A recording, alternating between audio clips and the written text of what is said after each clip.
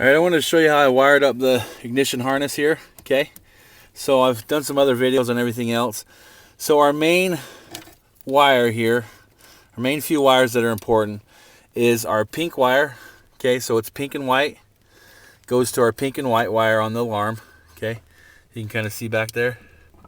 Kind of blurry, but. And then our pink wire, solid pink, goes to our pink wire on the alarm. Okay, so that's ignition 1 and ignition 2. Right, and then these two are just the hot wires. We're not using those.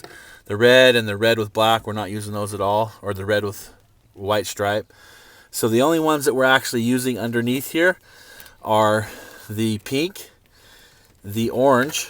Okay, so the orange, we needed to plug the orange in to the orange on the brain. Okay, so orange, get this purple wire out of the way so you can see. So the orange wire and the orange wire. So it's pretty simple on this actual alarm. So orange goes to orange. Okay. Pink goes to pink. Pink and white goes to pink and white. Pretty simple, pretty easy, not too complicated. Did have a third ignition that we had to run. So this is our third ignition, which is our brown one. Pretty simple to do as well. And then we had our starter kill, which is our yellow wire, and we cut and we did a relay video on that to show you how. Alright, so in this video, we're going to show you guys how to do programming. It's pretty easy. It's wrote pretty complicated, at least on the... It makes it kind of difficult. So hopefully if I put a video together, help you understand how programming works. Two features that I like to have. I like to have automatic passive arming, so when the door's shut, the alarm will actually passively arm. And I always like to make sure that we learn the TAC. Because some are volt sensing, some alarms will sense the voltage, but I always like to learn the TAC and hook up a TAC. It works better that way. I think it's more efficient. And the other feature that I like to make sure that I have on all my cars that I ever do remote starts on is to make sure it's set to automatic, not manual. Now, when these alarms they come factory set in manual mode, and you have to take that off. So I'm going to show you how to do that through programming sequence. Now my programmer, or my actual programming LED is mounted right here. You guys can see it in the other videos that we did. And that's where we're going to do our programming, is through that. All right, so here is our programming feature menu. Okay, so we want to start with our first one, which is feature 1. I don't know if you guys can actually see that. Wish you could.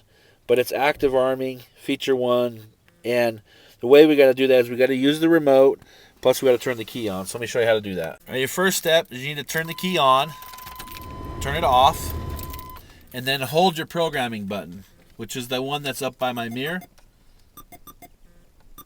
And hear it chirp once. That's in the menu 1, and then I'm going to release it and hold it again. And it's going to chirp once, and then I use this to toggle between on or off. So that's feature 3. That's feature 4. That's feature 1. That's feature 2. That's going to set my passive arming. So that's pretty much it. Turn the key on, and it's set. So now it'll passive arm. I'll go ahead and push my button.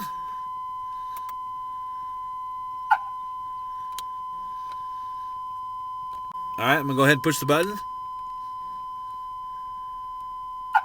First zone.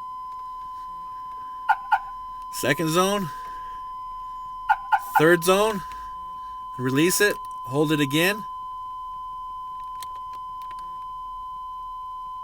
That's going to put us in that first section, and then we come to the remote to turn it on. That's first, that's the second one, and that's where we want it.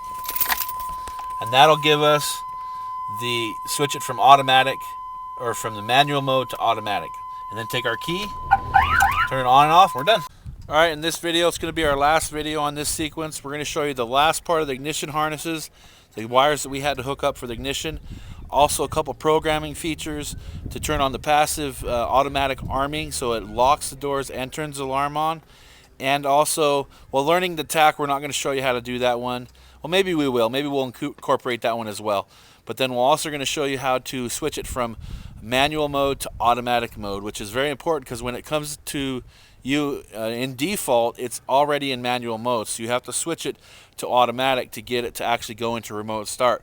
So if you get this all hooked up and you try to hit remote start and it chirps 7 times and the lights flash 7 times, that's because it's still in the manual mode. So this programming sequence is going to show you how to fix that. All right, we're going to show you this process and how to learn the tach. So all you have to do is go in, start it up, come up here to your learn button, push it down and hold it for 10 seconds.